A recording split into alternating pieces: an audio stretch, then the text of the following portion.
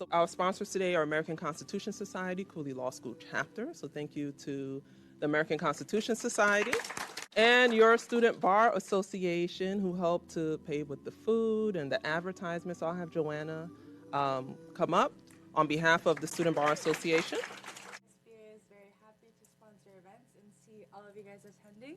So I hope you guys enjoy. I will be enjoying as well, and that's it. Yes, short and sweet. That's what we like. Alrighty, so without them, these kinds of events won't be possible, and I really thank everyone who's here. So good evening, everyone, and welcome. I want you to picture this. You know Hamilton, right?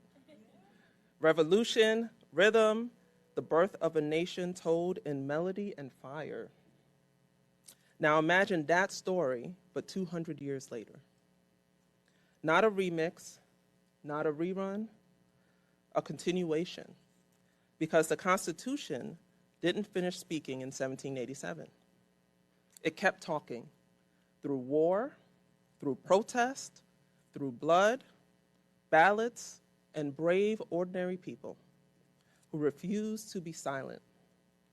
Tonight, we fast forward through America's long and complicated story and land on one powerful promise, the 14th Amendment. Equal protection, due process, words written in the aftermath of slavery, but whose meaning would be debated and defined for generations, even as recently as last week. And that's where our story begins. Under the leadership of the 14th Chief Justice of the United States, Earl Warren, the Supreme Court asked a bold question. What does equality actually look like? Not on paper, not in theory, but in classrooms, in courtrooms, in police stations, and in homes. When I tell lawyers about this project, they often ask me, so which justice do you focus on? Just one, Warren. Because this story is not really about the justices. It's about the people.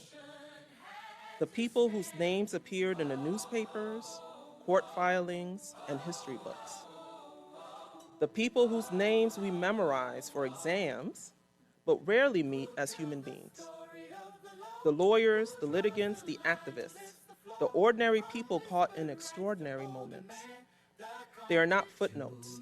They are not background characters. They are the story. Some historians call what happened during this period a constitutional revolution. But revolutions don't happen on paper alone. They happen because real people make difficult choices. They happen because someone decides that what is not what must be. And behind every landmark case is a human story. A person who wanted what all of us want: to live, to love, to work, to be treated fairly, to have this country live up to the promises it made.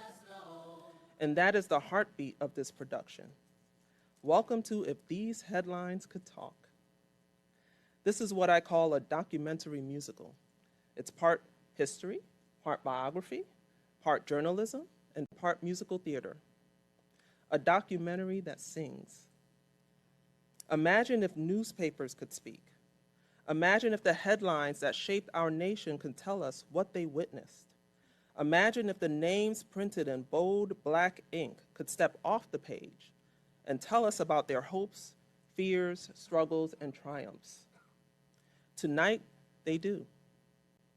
Throughout this film, you'll meet people whose lives changed the law and whose courage changed America. Some names you will recognize immediately. Others you may be hearing for the first time. But every one of them left footprints on the path that brought us here. Because headlines tell us what happened, but they don't always tell us who it happened to. Tonight we hear the voices behind the cases, we meet the people behind the precedent, we discover the humanity behind the headlines. And if these headlines could talk, they would remind us that every headline began with a human story. So as you watch, I invite you to lean in, listen for the voices behind the cases, feel the weight of the choices, recognize the courage in the ordinary. And maybe, just maybe, see yourself somewhere, because the Constitution is still, and the question it asks today is the same one it asked then. Who are we when it's our turn? Thank you for joining us, and welcome again to If These Headlines Could Talk. So we're going to hit. I believe that we cannot win just by pointing out the mistakes of the Democrats. You see, we haven't been in power for 20 years, and the people of America are going to want to know what we propose to do. The Constitution was no longer whispering to the powerful. It was beginning to speak to everybody. Coming from an immigrant background and having parents that they don't understand the educational system, just having the fundamental access to that education made me who I am today.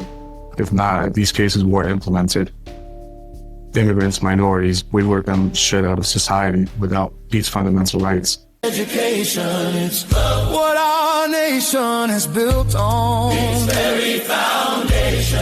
And every person, rich or poor, deserves a fair trial. Evermore. United States petitioner versus Billy Joe Wade. If you don't know your history and you don't know the mistakes of the past, you're doomed to create them again.